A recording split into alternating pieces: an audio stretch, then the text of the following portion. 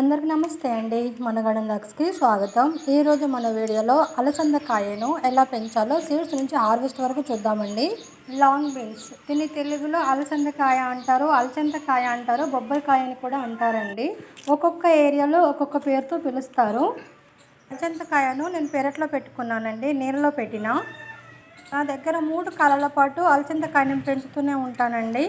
ఈ అలసందకాయని life long beans అని కూడా అంటారండి. ఎందుకంటే 3 కాలాల పాటు ఇయర్ అంతా కాస్తూనే ఉంటుంది కాబట్టి.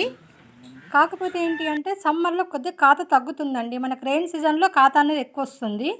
మనం అలసందకాయను ఒక్కసారి పెట్టుకుంటే చాలండి. మనకు దాని నుంచి మనం సీడ్స్ తయారు చేసుకోవచ్చు. దాని నుంచి మన సీడ్స్తో మనం మొక్కలు పెంచుకోవచ్చు. మన అలసందకాయ చెట్టు మొత్తం నీళ్ళలో ఉంది కనుక ఎండిపోయి సీడ్స్ పడినా వాటంతట అవే మొలకెత్తుతాయండి. అలసందకాయ చెట్టు తీగ జాతికి చెందిందండి. కాబట్టి మనము సీడ్స్ పెట్టిన తర్వాత మొలకెత్తినాక ఒక 5-6 ఇంచుల మొలక అయినప్పటి నుంచే మనం సపోర్ట్ ఇవ్వడం స్టార్ట్ చేయాలి. ఎంత బాగా సపోర్ట్ ఇస్తే మొక్క అంత వేపుగా పెరుగుతుందండి. ఈ అలసందకాయ చెట్టుకు మెయింటెనెన్స్ అవసరమే అండి. మన మెయింటెనెన్స్ని బట్టే మన కాత అనేది వస్తుంది. నేనైతే జీవామృతం ఇస్తాను, కిచెన్ లిక్విడ్ ఫర్టిలైజర్ ఇస్తాను. మనం కావాలంటే మస్టర్డ్ కేక్ ఫర్టిలైజర్ కూడా ఇవ్వచ్చు.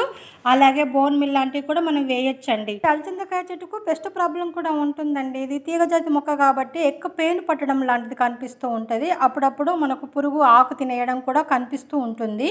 అప్పుడు నేనైతే బియ్యం కడిగిన నీళ్ళతో స్ప్రే చేస్తానండి. ఆ పేను పట్టడం లాంటివి పోతుంది. మరి ఎక్కువ ప్రాబ్లం ఉంటే మట్టుకు నేను ఖచ్చితంగా నీమ్ ఆయిల్ స్ప్రే చేస్తాను. మొక్కలకి ఇచ్చినట్టే నీళ్ళు కూడా 2 పూటలు ఇవ్వవలసి ఉంటుంది సమ్మర్లో అయితే. లేదంటే 1 టైం సరిపోతుందండి మిగతా సీజన్లలో.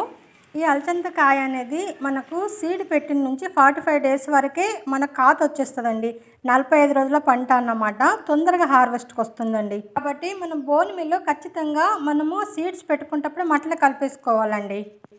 బోన్ మిల్ 2 మంత్స్ తర్వాత కదా వర్క్ చేస్తుంది. కాబట్టి మనం ముందే పెట్టుకోవడం వల్ల అయితే ఎక్కువ కాత తీయొచ్చు. మన చెట్టు నుంచి తెంపిన ఈ సీడ్స్ వేసుకుందామండి. మేమైతే ఇత్తులు అంటాము, మీరేమంటారో కామెంట్ చేయండి. ఇవి తీగ జాతికి చెందినవి కాబట్టి కొన్ని ఎక్కువనే వేసుకోవాలి. ఒక 5-6 వేసుకొని 10 వరకు వేసుకున్నా ఏం పర్వాలేదండి. నీళ్ళలో ఉంది కాబట్టి నేను కొద్దిగా ఎక్కువనే వేస్తున్నాను. ఒక 3-4 ప్లేస్లలో వేసేసి నీళ్లు పోసేస్తే సరిపోతుందండి. సాధ్యమైనంత వరకు మొక్కలు ఎండకు పెంచడానికే ట్రై చేయండి. వాయిస్ అయితే చాలా స్లో వస్తుందండి, ఎందుకో తెలియదు. ప్లీజ్ అండి కొద్దిగా అర్థం చేసుకోండి. ఇదండి ఈరోజు మన వీడియో అయితే. చూసాం కదా అలసందల్ని ఎంత ఈజీగా సింపుల్గా మనం ఇంట్లోనే పెంచుకోవచ్చో.